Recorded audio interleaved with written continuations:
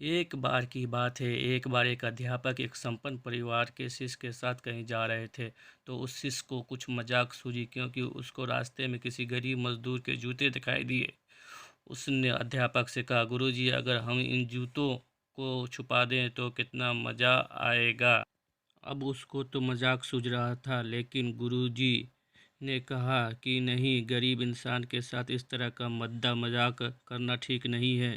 उसने कहा, क्यों ना हम इन जूतों में कुछ सिक्के डाल दें और देखें कि उस इसका इस गरीब मजदूर पर क्या प्रभाव पड़ता है।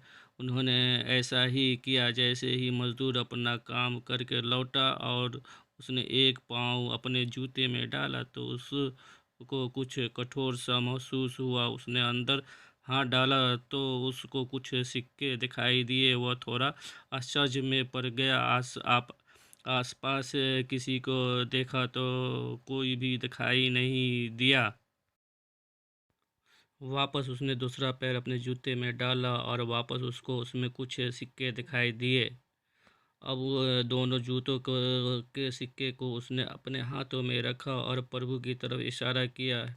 हे प्रभु, पता नहीं किस भले मानुस ने यह सिक्के मेरे जूतों में छुपाए हैं, लेकिन जिसने भी छुपाए हैं उसको मेरी दुआ है, ताकि इन पैसों से मैं अपने बच्चों और पत्नी के लिए कुछ खाना और दवाइयाँ ला सकूँगा। और इतना बोलकर वह चला गया। इस बात को शिष्य और अध्यापक दोनों सुन रहे थे। अब अध्यापक ने शिष्य से पूछा कि अब तुम मुझे बताओ कि उन्हें उन्हें कैसा महसूस हुआ, तुम्हारी पहले वाली मजाक या मेरा यह तरीका।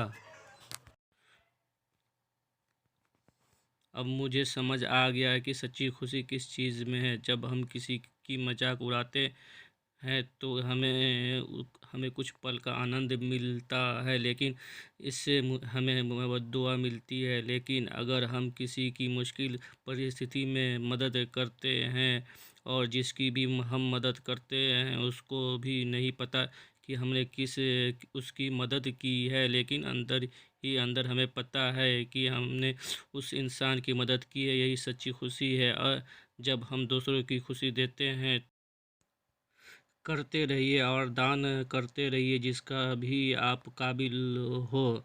जितना भी आपसे बन पड़े दान करते करें, लेकिन दान ज़रूर करें। इसका मतलब यह नहीं कि आपको कंपलसरी या अनिवार्य रूप से इतने रुपये दान करने ही चाहिए, क्योंकि हर किसी की ज़रूरत अलग अलग हो सकती है। अगर आप किसी को पैसों का दान नहीं कर सकते तो कम से कम चीज़ों का दान तो कर ही सकते हैं। मुझे पूरी उम्मीद है कि आपको ज़रूर अच्छी लगी होगी। आपका कीमती समय देने के लिए शुक्रिया।